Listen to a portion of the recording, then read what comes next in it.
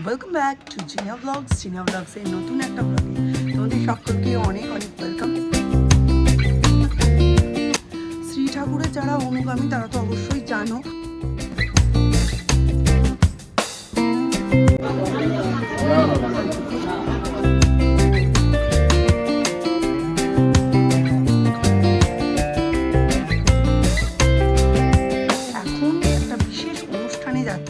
সাজ পোশাক দেখে বুঝতেই পারছো ফুল ফ্যামিলি আমরা ইনভাইটেড। অ্যাকচুয়ালি আমাদের মাসি শাশুড়ি যিনি আছেন আমাদের নৈহাটিতেই বাড়ি, উনি হচ্ছেন শ্রী ঠাকুরের ভক্ত। তো উনি বাড়িতে একটি অনুষ্ঠান করেছেন, সেই অনুষ্ঠানেই আমরা যাব।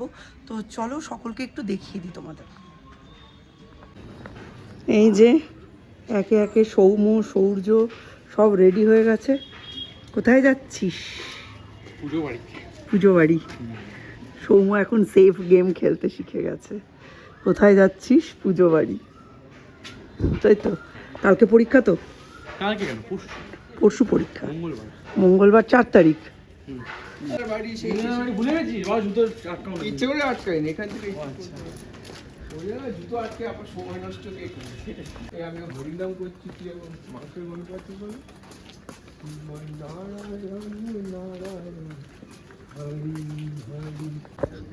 দেখো রাস্তার ধারে ধারে কত বড়ি দিয়ে রেখেছে। এখানে অবশ্য এগুলো বিজনেস পারপাসই দেওয়া হয়, দেখেই বুঝতে পারছো। এই যে হাতেই দেওয়া, কিন্তু কিন্তু কি নিখুঁত দেখো। এইখানে প্লাস এইখানেও শুকাচ্ছে, ঠিক আছে? শ্রী ঠাকুরের যারা অনুগামী তারা তো অবশ্যই জানো যে একটা ভাতৃসংঘ হয় আর একটা মাতৃসংঘ হয়। এটা মাতৃসংঘ, যেখানে সমস্ত মহিলারাই উপস্থিত থাকেন। আর আমার মাসি শাশুড়ি ওইখানেই রয়েছেন। হ্যাঁ, ওখানে এবছর মানে এই সময়টা উনি কন্ডাক্ট করছেন, ওনার বাড়িতে এটা হচ্ছে। একজনের বাড়িতে কেন্দ্র করে এটা হয়, এবং বাকি সকলে যারা ওই এরিয়ায় শ্রী ঠাকুরের অনুগামী এবং ভক্ত আছেন তারা ওখানে একই জায়গায় একসাথে উপস্থিত হন, একসাথে বন্দনা হয়। ওই সৎসঙ্গ টাইপের হয়, তোমরা গেলেই বুঝতে পারবে দেখলেই। আর তোমরা যারা জানো তারা তো জানো। এই এরিয়াটা আগে একদম ফাঁকা ছিল, পরে তো হুড়মুড়িয়ে মানে লাস্ট 10 ইয়ার্সে এটা বাড়তে বাড়তে এখন বিশাল, এই যে এত বড় বড় সব বাড়ি হয়ে গেছে। খুব রোদের টেম্পার বাবা। এই যে আমরা মিষ্টি নিয়ে যাচ্ছি, চলো। মিশুর সঙ্গে দেখা হয়ে গেছে, মাসির সাথে আগে দেখা করবো। দাঁড়িয়ে পড়ছিস কেন? হ্যাঁ, মাসির সাথে কি বুঝিস আর আমি কি বলি তোরে? 2005 কি 7 সালের কাছাকাছি আমার মাসি শাশুড়ির বাড়িতে প্রথম শ্রী ঠাকুরের নাম শুনি। তার আগে কোনো দিন এই নাম আমি শুনিনি। তারপর যখন প্রথম ওনাদের বাড়িতে গেলাম শ্রী ঠাকুরের মাতৃসংঘের অনুষ্ঠানে, তখন দেখলাম ও হরি, এ তো আমাদের ছোট্টবেলার চেনা আচার্য দুর্গাপ্রসন্ন মহারাজ।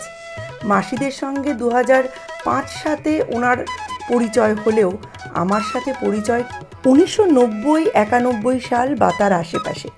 কিভাবে সেই গল্পে পরে আসছি।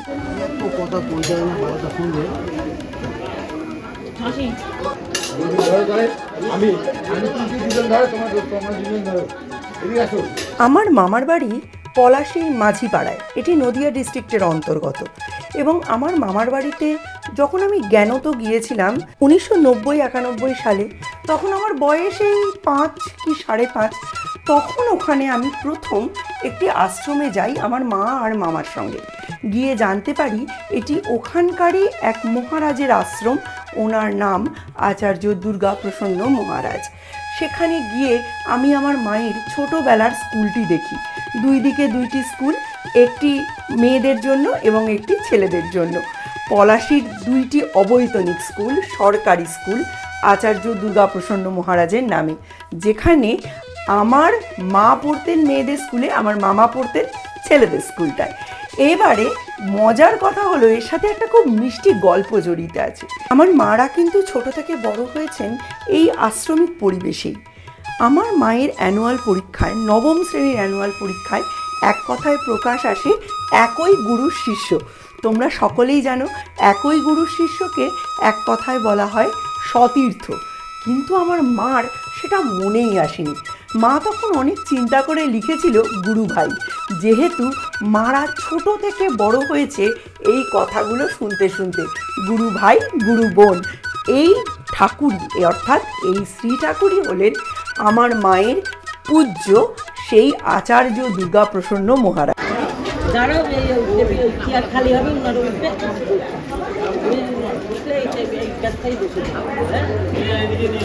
ডাক্তার যাবে মাকে, ওদের একটা টেবিলে দেখতে হবে। আমরা খুব সকালবেলায় যেতে পারিনি। নর্মালি ভজন কীর্তন সংকীর্তন এই সব কিছু শেষ হয়ে যাওয়ার পরে, ঠাকুরের নামগান হয়ে যাওয়ার পরে ঠাকুরের প্রসাদ দিয়ে দ্বীপ্রাহরিক ভোজনের যে ব্যবস্থা সেটা করা হয়। এক্ষেত্রেও তাই হয়েছিল।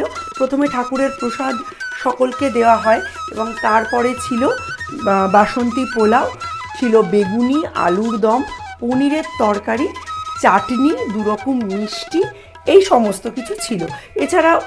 ছাড়াও সন্ধেবেলায় একটা বিশেষ ব্যবস্থা থাকে যেটাতে আমরা যেতে পারি। শরীর কেমন আছে তোমার বলো এবার? আগের থেকে আর একটু ভালো আছে। এখন বেরোচ্ছ একটু আধটু? না, বেরোতেই পারি। বেরোচ্ছ না? এইখানটুকু হাঁটতে পারবে না? এইটুকু এইরকম এরিয়ায় ওই ওখান থেকে মোড় পর্যন্ত আসে, ওইটুকু হলো এখন। কেননা হ্যাঁ হ্যাঁ,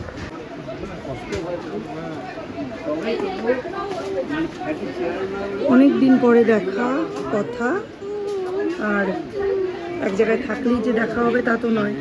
মানুষগুলোর বয়স হয়ে গেছে, বেরোতে পারে না। আমারও তো এই অবস্থা। এখন অনেক দিন পরে মেসোমশাইয়ের সঙ্গে গল্প হচ্ছে। এই যে লাল পাড় শাড়ি পরে যাকে দেখছেন, উনি আমার মায়ের মেজ বোন, আমার মেজ মাসিমণি। ওনার অনুষ্ঠানেই আমরা এসেছি আজকে। অ্যাকচুয়ালি শ্রী ঠাকুরের অনুষ্ঠান, কিন্তু উনি মাতৃসংঘের এখানে ব্যবস্থা করেছেন অনুষ্ঠানের। সন্ধেবেলায় ওনার বাড়িতেই একটা দারুণ সাবু মাখা রেডি করা হয়, যেটার লোভে লোভে আমি বহুবার শ্রী ঠাকুরের অনুষ্ঠানে গেছি। এত সুন্দর স্বাদ সেই জিনিস, যে না খেয়েছে সে উপলব্ধি করতে পারবে না। নারকেল কোড়া, ড্রাই ফ্রুটস, খেজুর, দুধ, সমস্ত রকম ফল দিয়ে সে এক অনির্বচনীয় স্বাদ। একমাত্র ঠাকুরের ভোগেই এই সুন্দর স্বাদ পাওয়া যায়। তোমরা যারা যারা খেয়েছো তারা অবশ্যই এই কমেন্ট বক্সে এইটার স্বাদ আমাকে বলে যেও। সূর্য বসেছো? খাবে নাকি? প্রসাদ খাবে তো? প্রসাদ খিদে পেয়েছে। অনেকেই এই সমস্ত লোকায়ত ঠাকুরদের, যেমন শ্রী ঠাকুর, অনুকূল ঠাকুর, এদের মানেন না। কিন্তু আমি মনে করি যেখানে ভক্তি সেখানে ভক্ত, যেখানে ভক্ত সেখানে ভক্তি, আর ভক্ত আর ভক্তি যেখানে, সেখানেই ভগবানের বাসস্থান। এরা দুজনে ক্রিকেটের আলোচনায় মত্ত। ইন্ডিয়ার একটা উইকেট নাকি পড়ে গেছে, 4 ওভারে 1 উইকেট পড়ে গেছে আজকে। তার মানে ছড়াবে ইন্ডিয়া।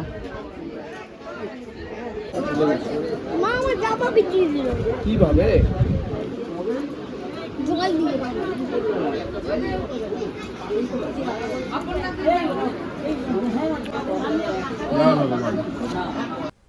অনেকেই এই সমস্ত লোকায়ত ঠাকুর বা দীক্ষাগুরুদের মানেন না।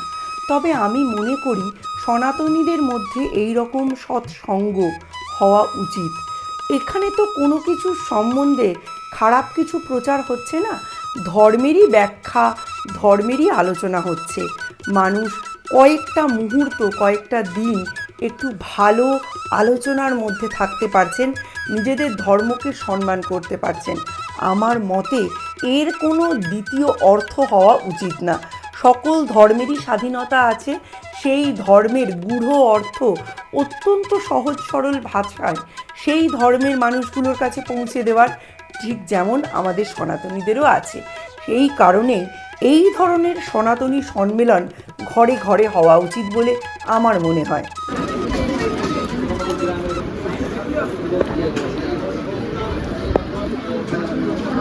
মনে কষ্ট নিয়ে খাবে।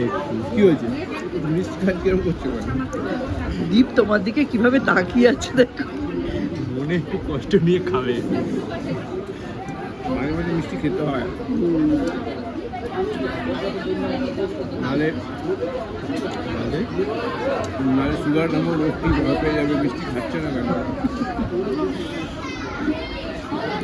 এখানে আমার আর সৌম্যর খাওয়া হয়ে গেছে, কিন্তু সৌর্যর হয়নি বলে মিস্টার বিশ্বাস বসে আছেন। যাই হোক, আজকে কোনো ডেলি ব্লগ দিলাম না, একটা সুন্দর দিন তোমাদের সঙ্গে শেয়ার করলাম। আজকের ব্লগটা এখানেই শেষ করব। দেখা হবে নতুন একটা ব্লগে। ততক্ষণের জন্য টাটা, বাই বাই, শুভরাত্রি, সকলে ভালো থেকো। অত ঝুমধুম করে দৌড়িও না, ওখানে নয়, আমি যেদিকে বলছি সেদিকে এসো, এইদিকে এসো। হ্যাঁ, এইদিকে দাঁড়াও। হ্যাঁ, এইবারে সোজা হাত ধো, কষলে কষলে হাত ধো।